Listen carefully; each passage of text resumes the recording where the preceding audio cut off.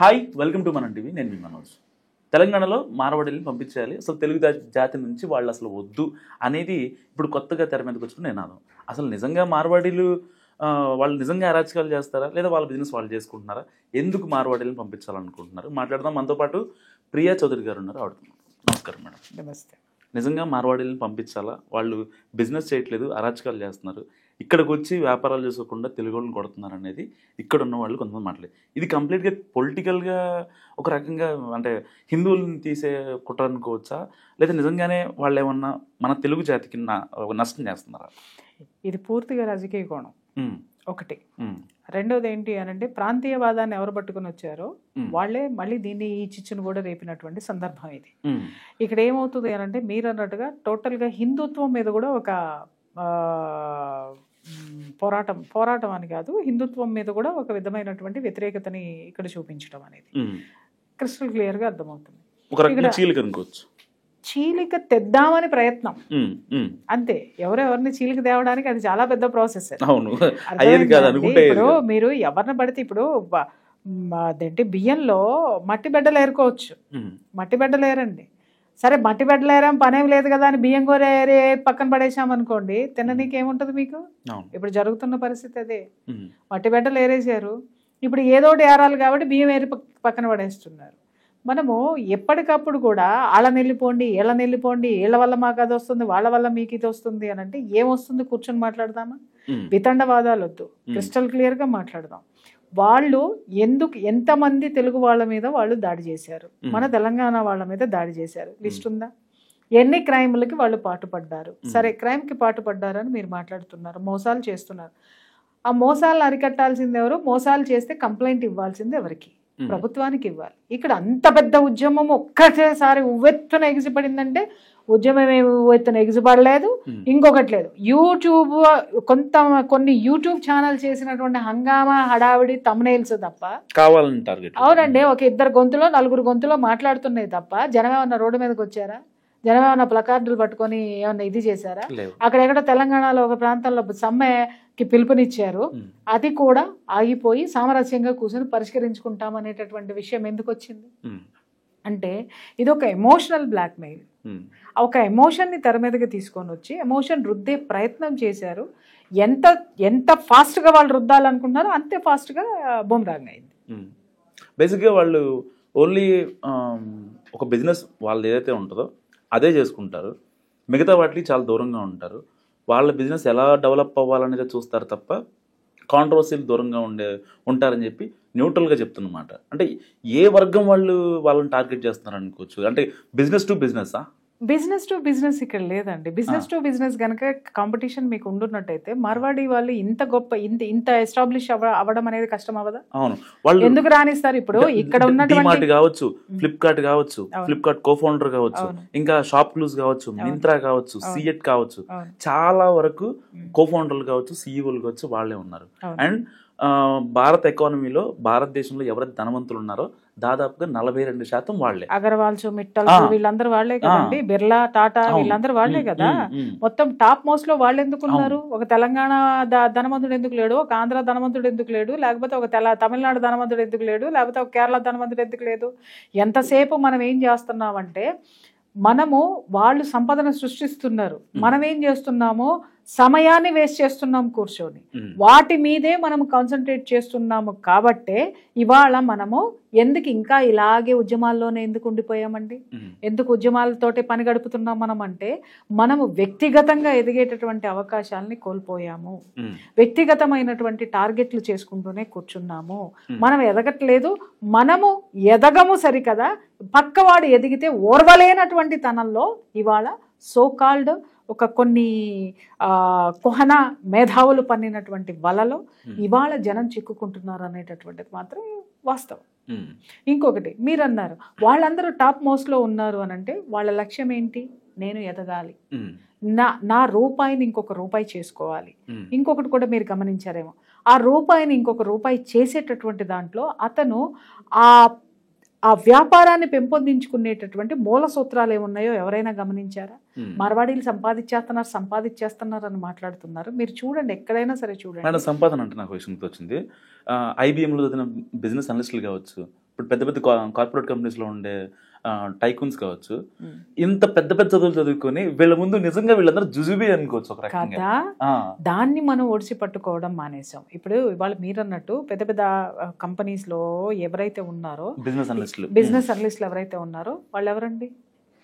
పెద్ద పెద్ద కాలేజీల్లో యూనివర్సిటీలో చదువుకుని వచ్చిన వాళ్ళు.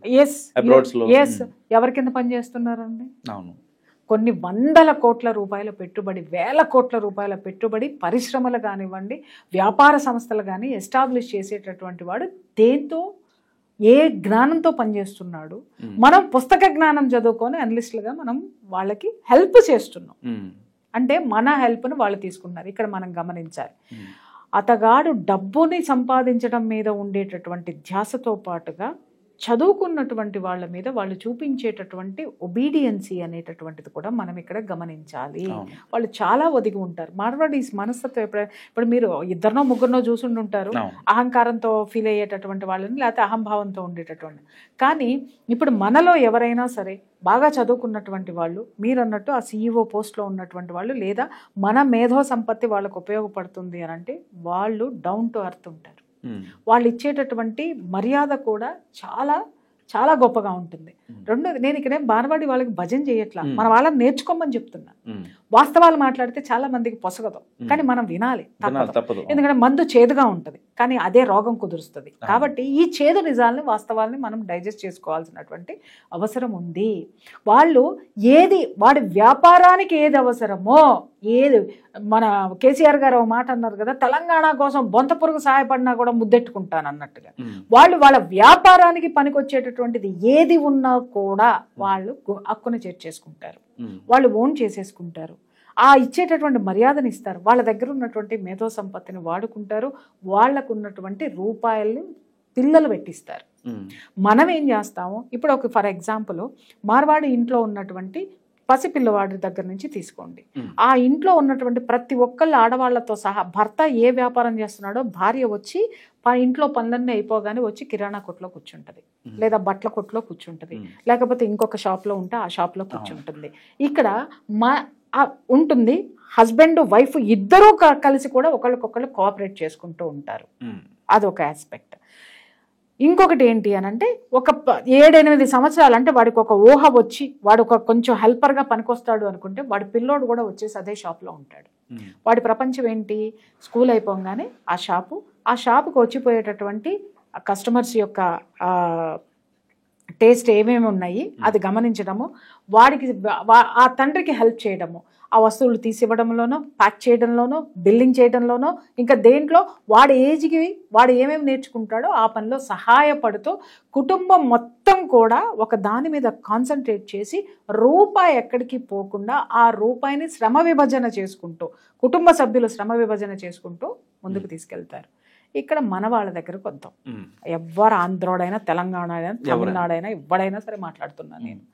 మనం వచ్చేసరికి ఏం చేస్తామనంటే, ఇద్దరు భార్యాభర్తలను కూర్చొని ఒక బిజినెస్ నడపని చెప్పండి, ఈగోస్ వచ్చేస్తాయి.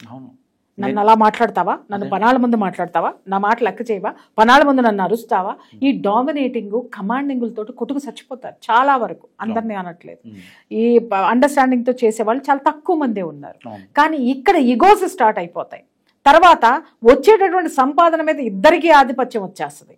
నేను సంపాదించట్లేదా, నేను రావట్లేదా, నేను కూర్చోట్లేదా, నేను ₹1 ఖర్చు పెట్టుకోనా, ఈటిలతోటే, అహాలతోటే, ఆ యొక్క ఆవేశాలతోటే అనాలోచితంగా అక్కడ సామాన్యంగా సహజంగా చక్కగా జరుగుతున్న వ్యాపారం కూడా ఇలాంటి విభేదాలు కొట్టుకు సస్తారు. తర్వాత వాడి పిల్లాడు స్కూల్ అవ్వగానే తిన్నగా ఎక్కడికి వస్తాడు, వాళ్ళ అయ్య వాళ్ళ అమ్మ చేసేటటువంటి వ్యాపారానికి వస్తాడు, వ్యాపార ప్రదేశానికి వస్తాడు, ఆ దాంట్లో భాగం పంచుకుంటాడు, శ్రమలో భాగం పంచుకుంటాడు. మన పిల్లాడు స్కూల్ నుంచి రాగానే ఏం చేస్తాడు, స్విగ్గీ జొమాటో ఆర్డర్ ఇస్తాడు, ఓకే, లేదా ఫోన్ తీసుకొని గేమ్స్ ఆడతాడు. గేమ్స్ ఆడిన తర్వాత మనాడు కష్టపడిపోతున్నాడు, మనం స్విగ్గీలు జొమాటోలో నుంచి టమాటాలన్నీ దించి ఆడికి పెట్టి వాడి పనికి మాలినాడి కింద మనం తయారు చేస్తాం వాడి బుర్రని. వాడు 4వ తరగతి చదువుకునే వాడికి ఐఫోన్ హై ఎండ్ ఫోన్లు ఇచ్చేస్తాం మనం. అక్కడ డెడ్ ఇన్వెస్ట్మెంట్ ఎంత ఉంది?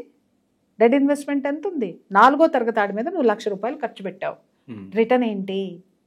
ఇదే మార్వాడి వాడు ఏం ఆలోచిస్తాడు అని అంటే, ఒక్క 100 రూపాయలు నేను ఖర్చు పెట్టానంటే రిటర్న్ ఏంటి? డెడ్ ఇన్వెస్ట్మెంట్ అనేది వాడు తినే తిండిలో కూడా ఉండదు. అంత క్యాలిక్యులేషన్ తోటి అతగాడు ఉంటాడు.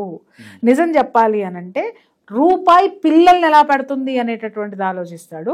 మనం చిల్లరతో సహా పోగేసేసి ఫాల్స్ ప్రెస్టేజ్ని ఎలా మెయింటైన్ చేయాలి అనేటటువంటి ఆలోచనతోటి మనం ఉన్నాం. ఒకటి. రెండో విషయం, ఒకవేళ తండ్రి ఏదైనా సరే ఒక చిన్న వ్యాపారం చేస్తున్నాడంటే కొడుకుని ఆ ఏరియాలోకి రానివ్వడు. నామోషి. అంటే డిగ్నిటీ ఆఫ్ లేబర్, పనిని గౌరవించటం మనకే లేదు. మన పనిని మనమే గౌరవించాం అంటే మన పిల్లోడు మన దాంట్లో కనపడకూడదు అంటే వాడు రేపొద్దున ఆఫీసర్ అయిపోతాడో లేదా కోటీశ్వరుడు అయిపోతాడో, కోటీశ్వరుడిగా ఎస్టాబ్లిష్ చేయాలి అన్న ఆలోచనలతోటి వాడి మీద మనం పెట్టుబడి పెడతా ఉంటాం. మన సంపాదన, అప్పులు అన్నీ కూడా. ఈ మధ్య రీసెంట్గా మనం ఒక వీడియో మీరు చూసారో లేదో, ఒక ట్రాఫిక్ పోలీసు ఒక బైక్ పట్టుకున్నాడు. ఇంటర్మీడియట్ చదివేటటువంటి వ్యక్తి పిల్లోడిని బైక్ నడుపుతుంటే, హెల్మెట్ లేకుండా నడుపుతుంటే పట్టుకున్నాడు. పట్టుకుని క్వశ్చన్ చేశాడు, ఏం చదువుతున్నావు అంటే ఇంటర్ అని. ఈ బైక్ ఎంత కొన్నావు అని అంటే 1,50,000 పెట్టి కొన్నావండి అని వాళ్ళ అమ్మ గొప్పగా చెప్పింది. అది కూడా అప్పు చేసి, అంటే బైక్ తీసేసుకుంటారేమోనని చెప్పి ఆ భయంలో అప్పు చేసి కొన్నావండి అంది. వెంటనే ఆయన ఒక అద్భుతమైనటువంటి మాట, ఎంత చక్కటి మాట చెప్పాడో తెలుసా? ఎందుకమ్మా ఇంటర్ చదివేటటువంటి వాడికి 1,50,000 అప్పు చేసి కొనిచ్చావా? అతగాడు ఈ బైక్ మీద ఎక్కి, అతనికి ఎందుకు పనికిరాదు ఇది, ఈ బైక్ మీద ఎక్కి వెళ్ళకూడని ప్లేసుల్లోకి వెళ్ళి చెయ్యకూడని తప్పుల్లోకి చేస్తే ఎవరు బాధ్యులు? వాడు ఈ లేనిపోనివన్నీ నేర్చుకుంటాడు. వాడికి బైక్ అవసరం లేదు, ఉంది కాబట్టి వెళ్తాడు ఎక్కడికో చోట. ఆ ఫ్రెండ్ని ఎక్కించుకొని ఈ ఫ్రెండ్ని ఎక్కించుకొని. రెండో విషయం, ఎంత చక్కటి మాట చెప్పాడు అని అంటే, అర్జెంటుగా ఈ బైక్ అమ్మేసేయి, ఏ 1,50,000 అయితే ఉందో ఆ 1,50,000తో మీ అమ్మ చూడు మెళ్ళో గిల్ట్ గొలుసేసుకొని ఉంది, రోల్డ్ గోల్డ్ గొలుసేసుకొని నీకు 1,50,000 అప్పు చేసి ఇచ్చింది. ఆ అప్పుని నువ్వు ఎలా తీరుస్తావు అంటే, ఇది అమ్మేసి ఆమెకు గోల్డ్ గొలుసు చైన్ చేపించి ఈ అప్పుని తీర్చుకోండి. ఎంత గొప్ప సూత్రం దాంట్లో ఉంది చెప్పండి. మనం పిల్లల మీద అప్పులు చేసి ఒక మధ్య తరగతి వాడు మోయలేని భారము ఈఎంఐల రూపంలో నువ్వు 1,50,000 అప్పు చేసావంటే తిరిగి మనం 2.5 లక్షలు అక్కడ కట్టాలి వడ్డీలతో సహా. ఇది ఎవరైనా ఆలోచిస్తున్నారా? అదే 1,50,000 అప్పు నువ్వు ఒక వ్యాపారంలో పెట్టుకున్నా ఒక రూపాయి అది డెడ్ ఇన్వెస్ట్మెంటే కదా ఒక పిల్లవాడి మీద పెట్టింది, ఒక పిల్ల మీద పెట్టేటటువంటిది. ఇప్పుడు మనం షాప్కి వెళ్ళంగానే మన పిల్లలకి బ్రాండెడ్ బట్టలు తీసుకొని వస్తాం, తీసుకురావద్దని నేను అనడం లేదు, కానీ ఒకసారే వేస్తాం. ఒకసారి కోసం బ్రాండెడ్ బట్టలు వేసి అందరికి ట్యాగ్ లేబుల్ చూడాలి, లేబుల్కి డెడ్ ఇన్వెస్ట్మెంట్ పెడుతున్నాం మనము. ఆ విధంగా మన సంపాదన, మనం వేసుకునేటటువంటి బట్టలకి, మన ఖర్చులకి కనీసం 90% ఖర్చు పెడుతున్నాం. మిగిలిన 10% ఏం చేస్తున్నాము? ఆ 10% ఈఎంఐలు కట్టడానికి కూడా సరిపోక మళ్ళీ క్రెడిట్ కార్డులు తీసి మళ్ళీ దానికి ఖర్చు పెడుతున్నాం. 20,000 రూపాయలు ఉద్యోగం చేసేవాడికి 40,000 రూపాయల క్రెడిట్ కార్డు మన జేబులో ఉంది. అదే ఒక మార్వాడికి 20,000 పెట్టుబడి పెట్టి ఒకటి వ్యాపారం పెట్టుకున్నాడు అంటే 40,000 రూపాయల టర్నోవర్ ఎలా తెచ్చుకోవాలా అనేటటువంటి దాని మీద కుటుంబం మొత్తం కలిసి కూర్చొని పనిచేసి దాన్ని 40,000 చాలా ఈజీగా చేస్తారు.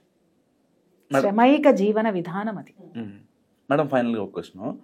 ఈ మార్వాడి గో బ్యాక్ అనే నినాదం వల్ల ఎవరైతే న్యూట్రల్గా ఉంటారు కదా, మామూలుగా సామాన్యులు ఎవరైతే ఉంటారో వాళ్ళల్లో అవునా నిజంగానే ఇలా చేస్తున్నారా మార్వాడీలు, వీళ్ళు వచ్చి మనల్ని దోచుకుంటున్నారా, అవును అంటే ఎవరో చెప్పినవి సోషల్ మీడియాలో ఫేక్ ప్రచారాలు, వీళ్ళు కొన్ని ట్యాక్స్లు పే చేయరు ప్రాపర్గా, ఆ లోడ్కి ట్యాక్స్ కట్టాలంటే దాదాపు 15,000 కట్టాలి, వీళ్ళు ఎక్కడ కూడా ట్యాక్స్ కట్టరు, కట్టకుండా తిమ్మిని చేస్తారు. దానివల్ల వాళ్ళ బిజినెస్ ఏమన్నా ఎఫెక్ట్ పడే అవకాశం ఉందంటారా? ఇప్పుడు నేను ఒక విషయం చెప్తా, ఇవన్నీ నిరాధారాలని ఒకటి మాట్లాడచ్చు, లేదు ఆధారాలు ఉంటే ఆధారాలు. ఇప్పుడు మీరు అంటున్నారు కదా ట్యాక్సులు కట్టరండి, దొంగ బంగారం దిగుమతి చేసుకుంటారండి, ఇలాంటివన్నీ చాలా విన్నా, నాకు నవ్వొచ్చింది ఇవన్నీ ఆరోపణలు చూస్తే. ఇవన్నీ ఎవరు నమ్ముతాడు? సామాన్యమైనటువంటి జనం నమ్ముతారు. మరి మాలాంటి వాళ్ళకి కూడా చెప్తే ఎట్లాగా? దొంగ బంగారం తీసుకొస్తాడని ఇక్కడ ఉన్నటువంటి ఒక గోల్డ్ స్మిత్ చెప్తున్నాడు, మరి ఈయన ఎక్కడి నుంచి తీసుకొస్తాడు? ఈయనకి ఎలా తెలుసు అతను ఎక్కడి నుంచి తీసుకొస్తున్నాడు అన్న విషయం? అంటే ఎవరి బిజినెస్ ని ఎవరు బయట పెట్టుకుంటున్నారు వీళ్ళు?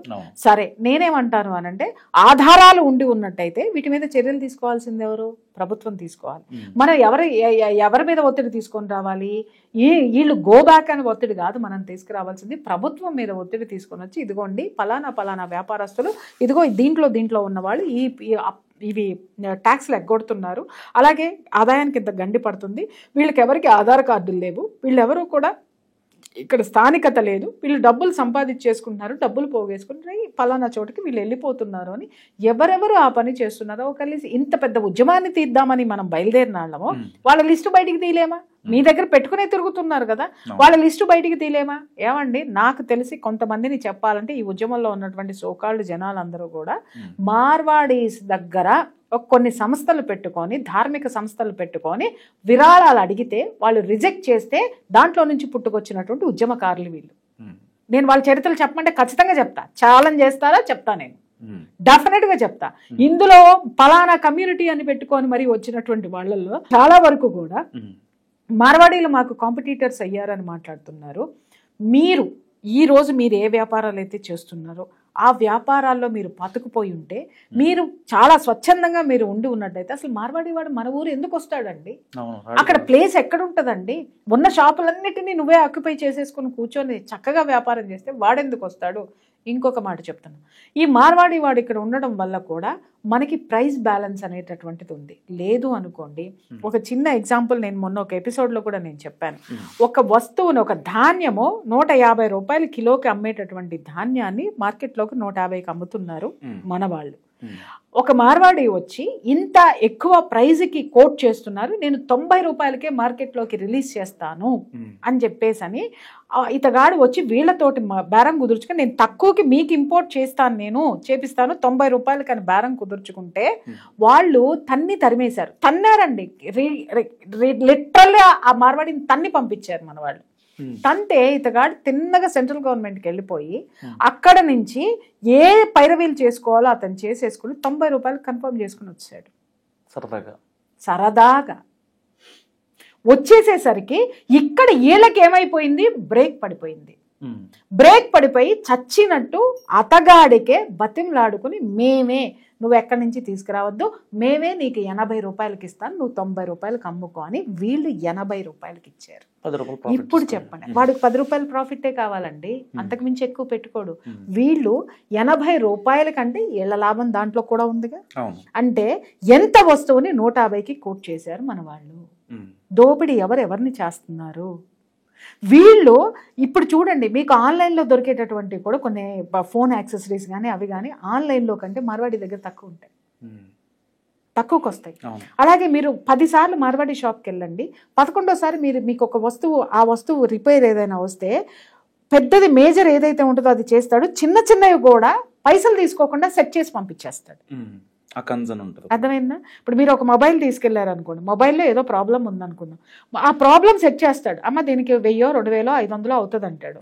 చేసి ఇచ్చేటప్పుడు మీ పైన ఉన్నటువంటి కవర్ ఉందనుకోండి, ఆ కవర్ సరిగ్గా లేదనుకోండి, ఆ కవర్ తీసేసి చక్కగా కొత్త కవర్ ఒకటి వేసి ఇచ్చేస్తాడు. అప్పుడు మనకేమనిపిస్తుంది? ఫోన్ బాగా అవ్వడమే కాకుండా అది కొత్త బట్టలు వేసుకుని వచ్చింది, ఫోన్ కొత్తగా కనిపిస్తుంది, మనకి ఎవరి మీద ప్రేమ వస్తుందండి? ఎవరి మీద ప్రేమ? మన మీద వాడు చూపించినటువంటి కన్సర్న్ ఏదైతే ఉందో మనకు ఒక బాండింగ్ ఏర్పడిపోతుంది. మీరు అడగొచ్చు, మేడం ఆ దాంట్లో ఏమి లాభం చూసుకోకుండా ఎట్లా ఇచ్చినాడు అని. దానికి కూడా వాళ్ళు ఒక సీక్రెట్ చెప్తారు. ఏంటి అని అంటే, ఒక డెడ్ ఇన్వెస్ట్మెంట్ కింద పడిపోయేటటువంటి కొన్ని వస్తువులు ఉండిపోతాయి వాళ్ళకి. ఇప్పుడు అతను ఆ కవర్ ఏదైతే వేసి ఇచ్చాడో అది అతను తెచ్చి పెట్టుకొని కనీసం 2 నెలలో 3 నెలలో ఉంటుంది, అయిపోతుందండి. అయిపోయినప్పుడు దాన్ని అతను వేస్టేజ్ గానో లేకపోతే దాని మీద ఒక చిన్న గీత ఉండో లేకపోతే ఇంకేదో ఉండి ఎవరో కొనరు అనుకుందాం, దాన్ని ఏం చేస్తాడు, చక్కగా ఇక్కడ పెట్టి ఇచ్చేస్తాడు మనకి. అక్కడ ఏమవుతుంది, కేవలం అది ఎట్లాగో అతనికి డెడ్ ఇన్వెస్ట్మెంటే, అది బయటికి పోదు, కానీ ఇక్కడ మనకి గిఫ్ట్ కింద ఇస్తున్నాడు. ఇక్కడ మళ్ళీ చాలా మంది ఈ కోడిగుడ్డు మీద ఈగల బీకే రకాలు ఉంటాయి. ఆడ చిరిగింది ఇచ్చాడు కదా, పోగొట్టింది నువ్వు ఇచ్చావా, నువ్వు అది కూడా చేయలేదు కదా. వాడు క్లియర్ గా చెప్తాడు కూడా, ఏం లేదు సార్ అది అట్లా ఉంది, అది కొంచెం ఇదైంది, నాకు ఇది ఇక్కడ ఊరికే ఉంది, మీరు పెట్టుకోండి, అది ఎట్లాగైనా నేను తక్కువకి ఇవ్వాలి, ఇదిగో నేను మీకు పలానా దీంట్లో నేను 1000 రూపాయలు తీసుకున్నాను, దాంట్లో నాకు ఇంత మిగులుతుంది, ఇది నేను ఊరికి ఇవ్వడం వల్ల నాకు నా షాప్లో ఉన్నది వెళ్ళిపోయింది, మీరు మళ్ళీ నా షాప్కే వస్తారు కదా అని మాట్లాడు, నిర్మోహమాటంగా మాట్లాడతాడు. ఇది మన వాళ్ళలో ఎంతమందిలో ఉంది? చాలా తక్కువ. ఇప్పుడు అదే మన వాళ్ళు ఇప్పుడు మనం మాట్లాడుతున్నారు, మా చేతి వృత్తులన్నీ వెళ్ళిపోయినాయండి అని మాట్లాడుతున్నారు కదా. అసలు చేతి వృత్తులు చేసేవాళ్ళు ఎక్కడున్నారు నాకు ఒకసారి చూపించండి. బంగారం వచ్చేసిందండి, వాళ్ళు బంగారం షాపులు పెట్టేశారు, ఎక్కడెక్కడి నుంచో బంగారాలు కొనుక్కొని వస్తున్నారు. Marwaris are not makers. వాళ్ళు తయారు చేయరు, ప్రొడక్టివిటీ కాదు, వాళ్ళు కేవలం ట్రేడింగ్ చేస్తారు. ట్రేడింగ్, అక్కడ వస్తువు కొనుక్కొచ్చి ఇక్కడ అమ్ముతాడు, వాడు మార్జిన్ చూసుకుంటాడు, అమ్ముకుంటాడు, సుఖజీవనం. ఎంత స్మార్ట్ గా బిజినెస్ చేసి కోట్లు సంపాదిస్తున్నారు. ఇక్కడ స్వర్ణకారులు, ఇవాళ నేను మాట్లాడుతున్నా, ఇదే మార్వాడి షాపులు, బంగారు షాపుల్లో ముందు కూర్చొని నగలు ఏదన్నా పోయినా, ఏదన్నా చేసినా, లేదంటే ఏదన్నా యాక్సెసరీస్ పెట్టాలి అని అంటే మార్వాడి షాప్ ముందు కూర్చునేటటువంటి వాళ్ళు ఎవరండి? స్వర్ణకారులు ఎవరు? మన వాళ్ళు ఎవరు లేరు, వేరే వాళ్ళు ఉన్నారు. ఎందుకంటే మన తరాలకి మనము ఈ జడ్జినగడి జనారే పాటలు పాడుకుంటూ డప్పులు కొట్టుకుంటూ వచ్చి జనాలందరినీ జాగృతం చేసినటువంటి ఒక జాతి ఉంది కదా, ఆ జాతి మొత్తం కుల వృత్తులకు దూరం చేసింది ఆ జాతి, మార్వాడి కాదు.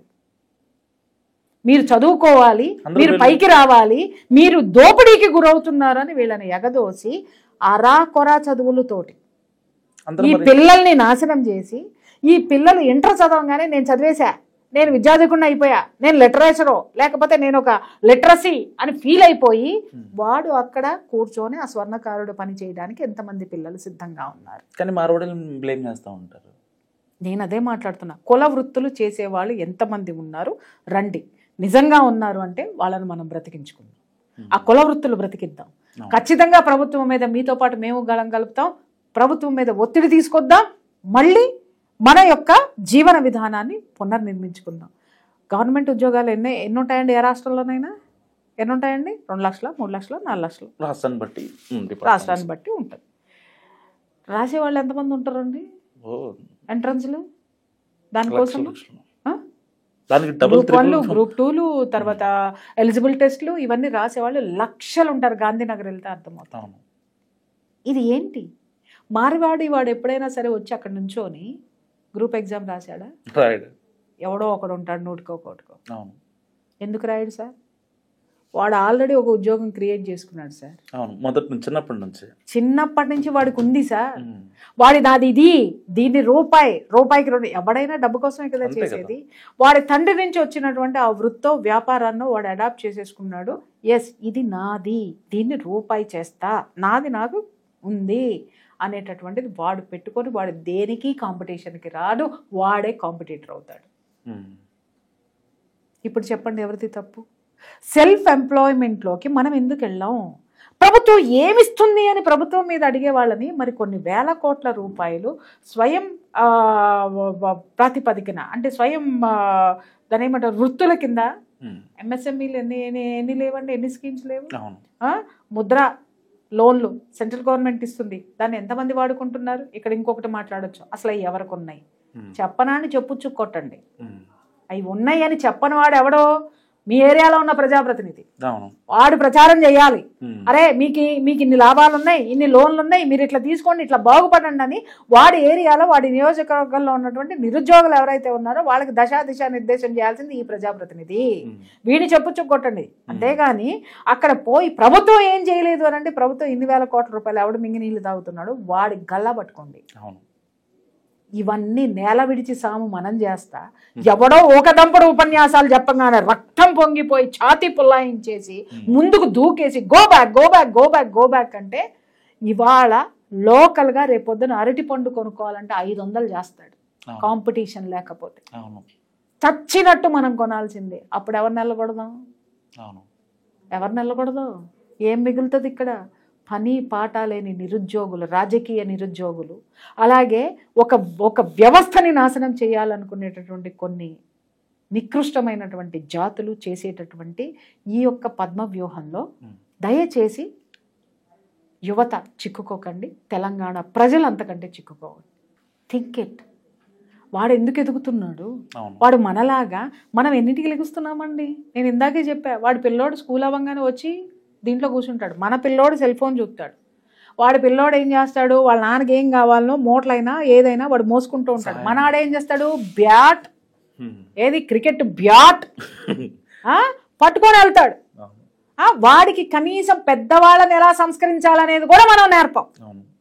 వాడికి సంస్కారం ఎలా ఇవ్వాలో నేర్పం. ఆడ బాల్ వేసుకుని అందరికి ఏంటి ఇళ్ళ మీదకి నువ్వు కిటికీల మీదకి వస్తే కిటికీలు పగలు కొడతా ఉంటారు. ఏమేమో మీ అబ్బాయి ఏంటి ఇట్లా కొడుతున్నాడు అంటే ఏం లెగుస్తారు వీళ్ళే. ఈ దరిద్రమైనటువంటి జాడ్యంలో బ్రతుకుతూ పక్కవాడిని ప్రేమించడం ఎలాగో, మర్యాద ఇవ్వడం ఎలాగో, సంస్కారం ఎలాగో నేర్పనటువంటి మనము మన సంస్కృతి పోతుందని మనం మాట్లాడేస్తామా? ఎవరో అన్నారు కాబట్టి మనం కూడా అనాలి, ఒక రాయి వేయాలి అంతే. మనం ఖాళీగా ఉన్నాం కదా సార్. అంటే మనం ఎంత ఎదవలమో మనకు అర్థమవుతుంది. ఒక అనాలిసిస్ అనేది ఒకటి ఉండాలి కదా. ఒకళ్ళు మాట్లాడే చాలా మంది మాట్లాడే సామాన్యులు ఎవరైతే ఉన్నారో వాళ్ళకి అంటే ఎవరో పని కట్టుకుని మాట్లాడే వాళ్ళు ఏమంటే సామాన్యులు ఎవరైనా సరే కింద కామెంట్లు పెడతారు తప్ప మీకు ఉద్యమంలోకి ఎవరు వస్తారు చెప్పండి? రారు వాళ్ళు. ఎందుకంటే వీడు చెప్పేది వాడు వింటాడు, లేకపోతే వీడి కులం వాడో, లేకపోతే నా కులం వాడో, లేకపోతే ఇంకొక కులం ఇంకొకటో, లేకపోతే నేనంటే ఇష్టపడ్డాడు జేజేలు కొట్టుకుంటూ ఎలగొట్టాల్సిందే ఈ నా కొడుకు లకారాలే పెట్టేస్తారు అన్నమాట. ఈ లకారాలు పెట్టి ఇది పెట్టేవాళ్ళు ఒక్కళ్ళ. అసలు మీరు ఎంతమంది ఎంప్లాయ్మెంట్ మీకుందో చెప్పండి, మీరు ఎంతమందికి జీవన భృతి ఇవ్వగలరో చెప్పండి, మీరు తెలంగాణ జీడిపికి ఏ విధంగా దోహదపడుతున్నారో చెప్పండి. I my self is a tax payer కాబట్టే నేను మాట్లాడుతున్నా. ఇలాంటి జిమ్మేదారీతనం ఎవరికి ఉండాలా? ఆమె ప్రెస్ అండి, హ్యాపీగా నాకు నా దందాలు నేను చేసుకోవచ్చు. బట్ నేను ట్యాక్స్ పేయర్ని, నేను ఏం సంపాదిస్తున్నాను, నేను సంపాదించే రూపాయికి నేను ట్యాక్స్ కడుతున్నాను. ఈ రెస్పాన్సిబిలిటీ కింద కామెంట్ పెట్టేవాడికి ఎవరికుందో ఎవత్తికుందో చెప్పండి నాకు. ఎవరికి ఉండదు. రెస్పాన్సిబిలిటీ తీసుకున్న రోజున అవతల వాడి శ్రమ ఏంటో అర్థమవుతుందండి. పని పాట లేని పనికి మాలినాళ్ళు కూర్చొని రాజకీయపరమైనటువంటి ఉద్యోగాలు సంపాదించుకోవడానికే ఈ నాటకాలు, ఈ డ్రామాలు, ఈ స్లోగన్లు.